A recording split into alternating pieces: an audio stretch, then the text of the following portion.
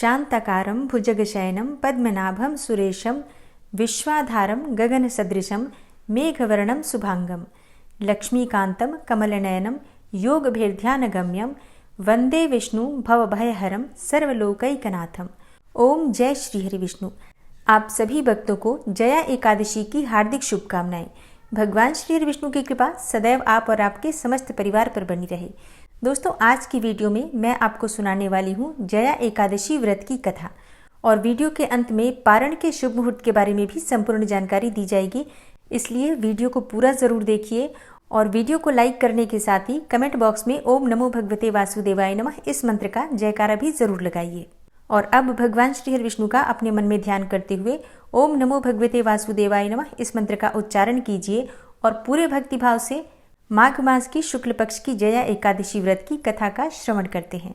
धर्मराज युधिष्ठिर बोले, हे भगवान, आपने माघ मास के कृष्ण पक्ष की षटतिला एकादशी का अत्यंत सुंदर वर्णन किया।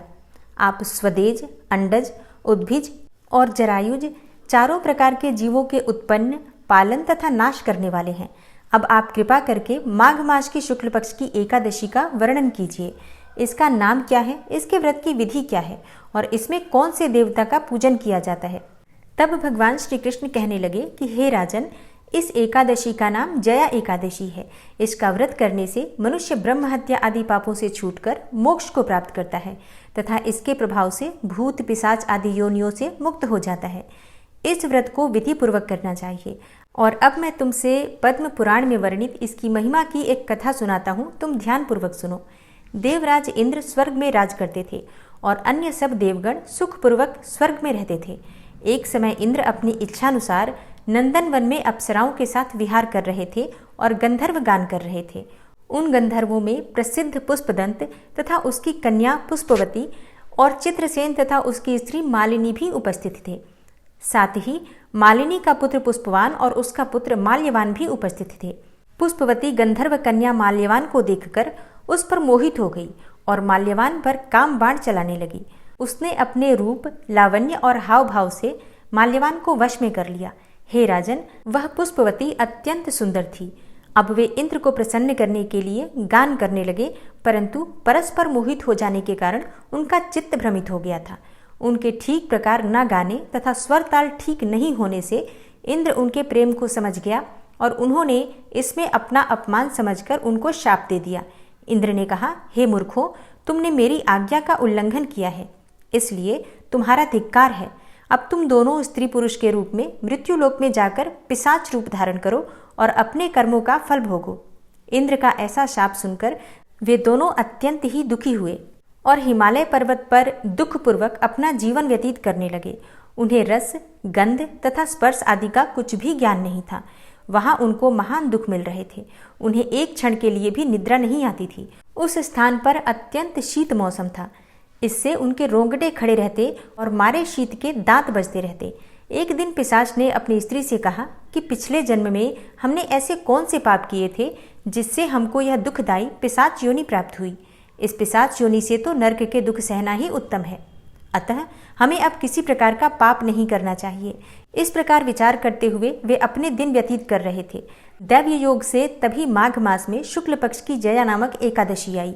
उस दिन उन्होंने कुछ भी भोजन नहीं किया और न ही कोई पाप कर्म ही किया। केवल फल फूल खाकर ही दिन व्यतीत किया और सायंकाल के समय महान दुख से पीपल वृक्ष के नीचे ही बैठ गए। उस समय सूर्य भगवान अस्त हो रहे थे और उस रात्रि को अत्यंत ही ठंड थी। इस कारण वे दोनों शीत के मारे अति दुखित होकर मृतक के समान आपस में चिपटे हुए पड़े रहे। उस रात्रि को उनको निद्रा भी नहीं आई। हे राजन, जया एकादशी के उपवास और रात्रि जागरण के कारण दूसरे दिन प्रभात होते ही उनकी पिशाच योनि छूट गई। अत्यंत सुंदर गंधर्व और अप्सरा की देह धारण कर सुंदर वस्त्राभूषणों से अलंकृत होकर उन्होंने स्वर्ग लोक को प्रस्थान किया। उस समय आकाश में देवता उनकी स्तुति करते हुए पुष्प वर्षा करने लगे। स्वर्ग लोक में जाकर इन दोनों ने देवराज इंद्र को प्रणाम किया। इंद्र उनको पहले रूप में देखकर अत्यंत आश्चर्यचकित हुआ और पूछने लगा कि तुमने अपनी पिशाच योनि से किस तरह छुटकारा पाया, सो सब बतलाओ। माल्यवान बोले कि हे देवेंद्र, भगवान विष्णु की कृपा और जया एकादशी के व्रत के प्रभाव से ही हमारी पिशाच देह छूटी है। तब इंद्र बोले कि हे माल्यवान, भगवान की कृपा और एकादशी का व्रत करने से न केवल तुम्हारी पिशाच योनि छूट गई, वरन हम लोगों के भी वंदनीय हो गए, क्योंकि भगवान विष्णु और भगवान शिव के भक्त हम लोगों के लिए वंदनीय हैं। अतः आप सब धन्य हैं। अब आप पुष्पवती के साथ जाकर विहार करो। श्री कृष्ण कहने लगे कि हे राजा युधिष्ठिर, इस जया एकादशी के व्रत से तो बुरी योनियां भी छूट जाती हैं।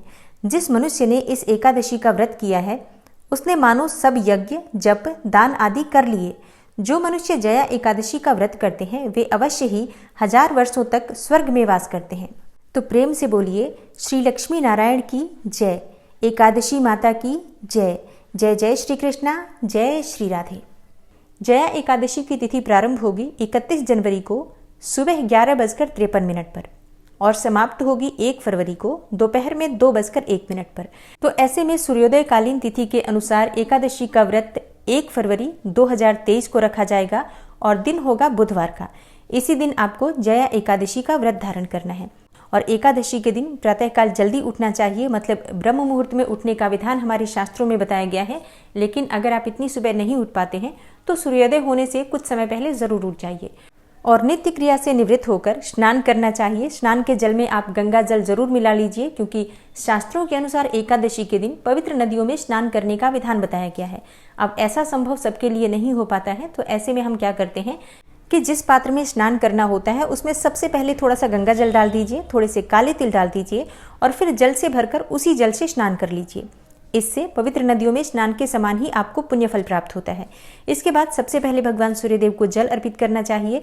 उसके बाद अपने घर के मंदिर में आ जाइए, भगवान श्री हरि विष्णु के सामने शुद्ध घी का एक दीपक प्रज्वलित कर लीजिए और अपने दाहिने हाथ में जल और पुष्प लेकर व्रत का संकल्प ले लीजिए कि आज आप जया एकादशी का व्रत धारण कर रहे हैं। भगवान श्री हरि विष्णु की कृपा प्राप्ति के लिए, उनकी प्रसन्नता के लिए पूरे भक्ति भाव से मैं जया एकादशी का व्रत धारण करूंगा या धारण करूंगी। और व्रत में पूजा पाठ में जाने अनजाने कोई भूल चूक हो जाए तो इसके लिए भगवान श्री हरि विष्णु से क्षमा प्रार्थना कर लीजिए। आपका व्रत निर्विघ्न पूर्ण हो, बिना किसी विघ्न बाधा के आपका व्रत संपूर्ण हो जाए, इसके लिए भगवान श्री हरि विष्णु से आप प्रार्थना कर लीजिए। अगर आप किसी मनोकामना से ये व्रत धारण कर रहे हैं तो अपनी मनोकामना भी भगवान श्री हरि विष्णु से आप कह सकते हैं। और व्रत का संकल्प लेने के बाद आपके हाथ में जो सामग्री है भगवान श्री हरि विष्णु के चरणों में अर्पित कर दीजिए और इसके बाद विधि विधान से भगवान श्री हरि विष्णु की पूजा आराधना कीजिए। जैसे कि आप भगवान श्री हरि विष्णु का अभिषेक कीजिए। अगर शालिग्राम की शिला हो आपके पास, या लड्डू गोपाल जी हो, या कोई भी स्वरूप आपके पास भगवान श्री हरि विष्णु का हो, तो आप उनका अभिषेक कर सकते हैं, चाहे तो पंचामृत से या फिर कच्चे दूध में केसर मिलाकर, या फिर शुद्ध जल से भी भगवान श्री हरि विष्णु का अभिषेक कर सकते हैं। और भगवान श्री हरि विष्णु को पीले वस्त्र अर्पित करें, पीले पुष्प अर्पित करें, पीले फलों का भोग उन्हें अर्पित करें। यज्ञोपवीत जरूर भगवान श्री हरि विष्णु को आज की पूजा में अर्पित करना चाहिए और विधि विधान से भगवान श्री हरि विष्णु की पूजा करने के बाद उनकी आरती करें। और हाँ, जब आप पूजा कर रहे हैं तो पूजा करते समय आपको मंत्र जप जरूर करते रहना है, मतलब मौन रहकर पूजा नहीं करी जाती है। इसलिए जब तक आप पूजा कर रहे हैं किसी न किसी मंत्र का जप अवश्य करते रहें। आज आप ओम नमो भगवते वासुदेवाय नमः इस मंत्र का अधिक से अधिक जप कर सकते हैं। चाहे तो भगवत गीता का पाठ कर सकते हैं। इसके अलावा गजेंद्र मोक्ष या विष्णु सहस्त्र नाम का पाठ भी आप कर सकते हैं। मतलब भगवान श्री हरि विष्णु के किसी भी मंत्र का, किसी भी स्तोत्र का आज के दिन आप पाठ कर सकते हैं। दिन में आपको व्रत धारण करना है तो व्रत में आप फलाहार कर सकते हैं, या फिर चाहे तो निर्जल भी आप ये व्रत धारण कर सकते हैं। अगर आप फलाहार से ये व्रत कर रहे हैं तो ऐसे में आप फल ले सकते हैं, जूस ले सकते हैं, फलों का रस ले सकते हैं, दूध ले सकते हैं, चाय पी सकते हैं, जल पी सकते हैं। इस प्रकार से फलाहार और जलाहार के द्वारा एकादशी का व्रत आप धारण कर सकते हैं। शाम के समय फिर से विधि विधान से भगवान श्री हरि विष्णु की पूजा की जाती है संध्या काल के समय में। तो संध्या काल में भगवान श्री हरि विष्णु के सामने एक शुद्ध घी का दीपक प्रज्वलित करके और उनकी विधि विधान से पूजन करें। उसके बाद आप वहीं बैठकर भगवत गीता का पाठ कर सकते हैं या किसी भी मंत्र का, किसी भी स्तोत्र का पाठ कर सकते हैं। और हाँ, एकादशी की रात्रि में जागरण करने का विधान शास्त्रों में बताया गया है। तो आपसे जितना भी समय संभव हो जागकर भगवान श्री हरि विष्णु के नाम का, उनके मंत्र का स्मरण कीजिए। भजन कीर्तन करते हुए रात्रि जागरण करने से व्रत का संपूर्ण फल प्राप्त होता है। और किसी भी प्रकार की आपकी मनोकामना हो, अगर आप रात्रि जागरण करते हुए एक अखंड दीपक प्रज्वलित करते हैं और मंत्र जप करते हैं तो आपके मन की समस्त कामनाएं पूर्ण होती हैं।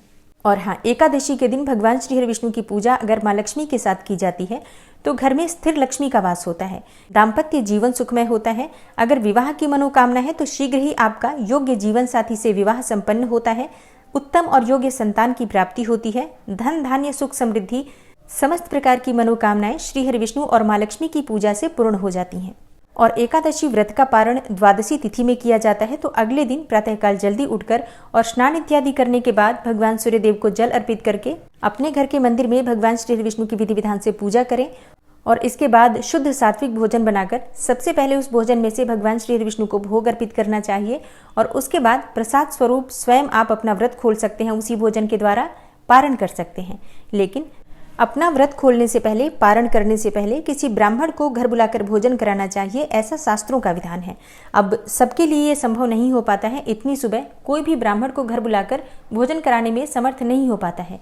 तो ऐसे में किसी ब्राह्मण के निमित्त दान की सामग्री निकाल दीजिए और उसके बाद आप शुभ मुहूर्त में पारण कर सकते हैं, अपना व्रत खोल सकते हैं। दान की सामग्री आप अपना व्रत खोलने के बाद भी भिजवा सकते हैं। ध्यान इतना रखना होता है कि दान करने के बाद, मतलब दान निकालने के बाद बहुत अधिक समय तक घर में दान की सामग्री नहीं रखनी चाहिए। जितनी जल्दी हो सके आप ये सामग्री किसी मंदिर में, किसी धर्म स्थान में या किसी ब्राह्मण को दान कर दीजिए। और अब जानते हैं पारण के शुभ मुहूर्त के बारे में। तो देखिए, एकादशी का पारण हमेशा द्वादशी तिथि में किया जाता है और द्वादशी तिथि प्रारंभ होने का समय है 1 फरवरी को दोपहर में 2:01 पर। द्वादशी तिथि समाप्त हो रही है 2 फरवरी को शाम 4:26 पर और 2 फरवरी को सूर्योदय काल का समय रहेगा सुबह 7:09 पर।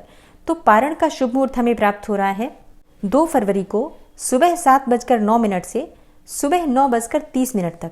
इसी शुभ मुहूर्त में आपको अपना व्रत खोल लेना है, व्रत का पारण कर लेना है।